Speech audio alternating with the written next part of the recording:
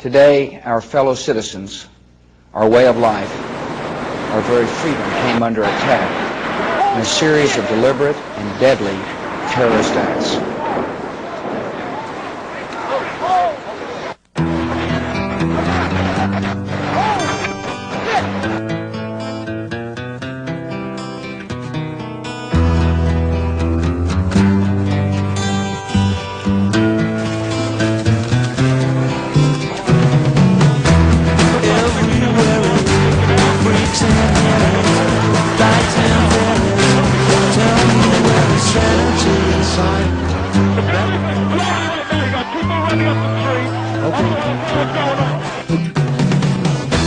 Tax the rich, feed the poor, tell there are no rich no more.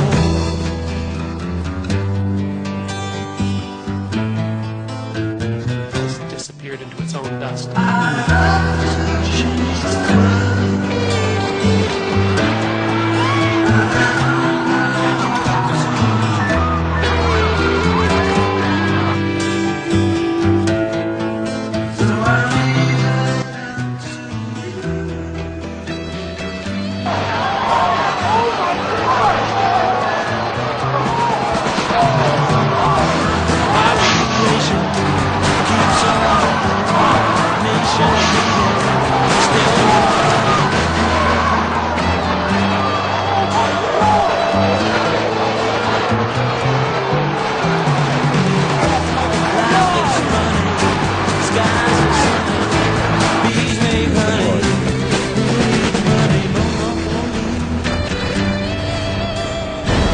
There are no words. And the people who knock these buildings down will hear all of us soon. Terror is bigger than one person, and he's a person who's now been marginalized. And I'm never going to forget the vow I made to the American people. The search is underway for those who are behind these evil acts. I've directed the full resources of our intelligence and law enforcement communities to find those responsible and to bring them to justice.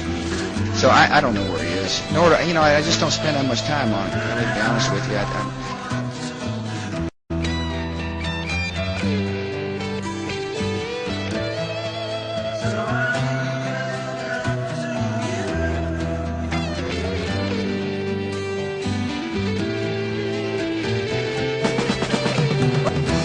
Population keeps on breeding, nation bleeding, still more bleeding economy.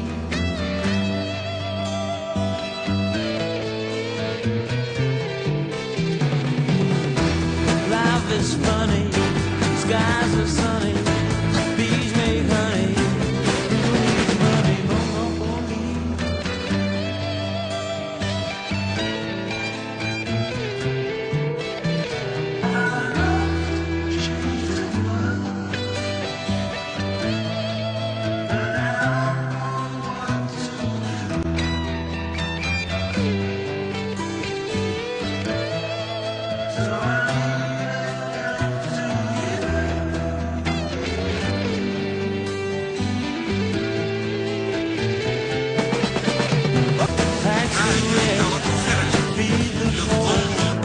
the enemy has not lost the desire or capability to attack us.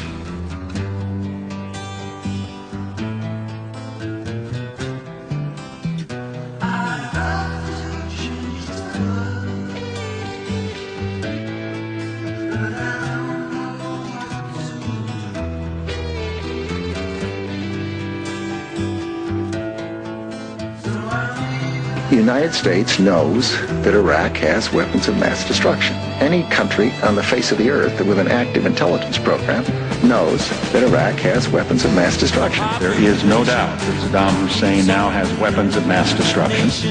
There is no doubt that he is amassing them to use against our friends, against our allies, and against us. Less than a teaspoonful of dry anthrax in an envelope shut down the United States Senate in the fall of 2001. The choice is his. And if he does not disarm, the United States of America will lead a coalition and disarm him in the name of peace.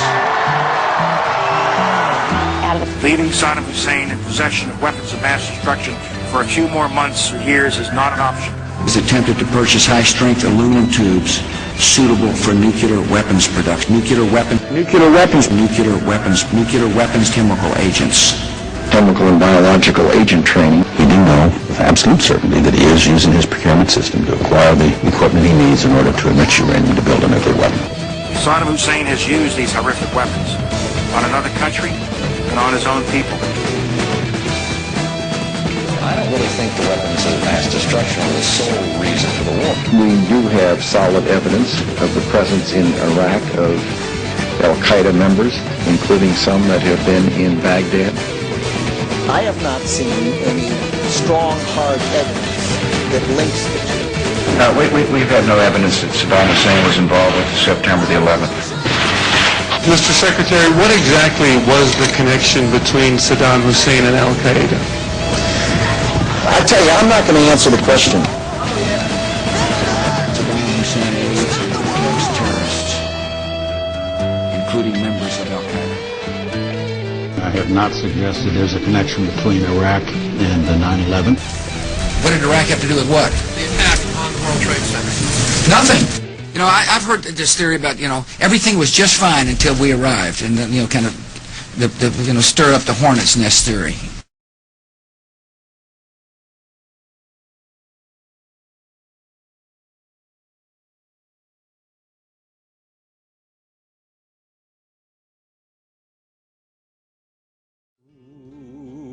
She soared above the lifted lamp that guards sweet freedom's door. In the dews, the damps, the watchfires of a nation torn by war. Oh, she's far too young to die.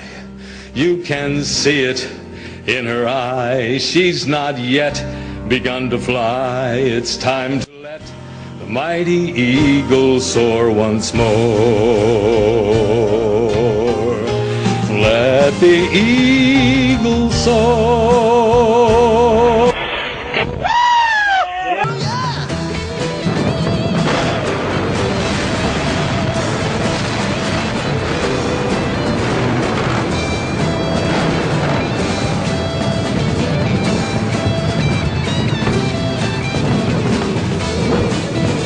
Major combat operations in Iraq have ended.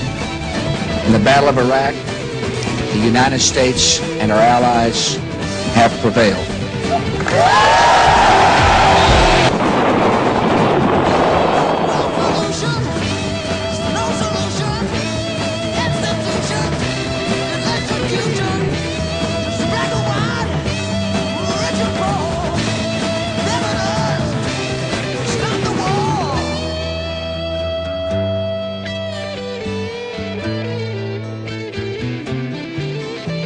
There are some who feel like that if they attack us, that we may decide to leave prematurely. They don't understand what you're talking about, if that's the case. Let me finish. There are some who feel like that the conditions are such that they can attack us there. The answer is bring them on. I say I listen to all voices, but mine's the final decision. Stuff happens, and it's untidy, and freedom's untidy, and free people are free to make mistakes, and commit crimes, and do bad things. I hear the voices, and I read the front page, and I know the speculation, but I'm the decider, and I decide what is best.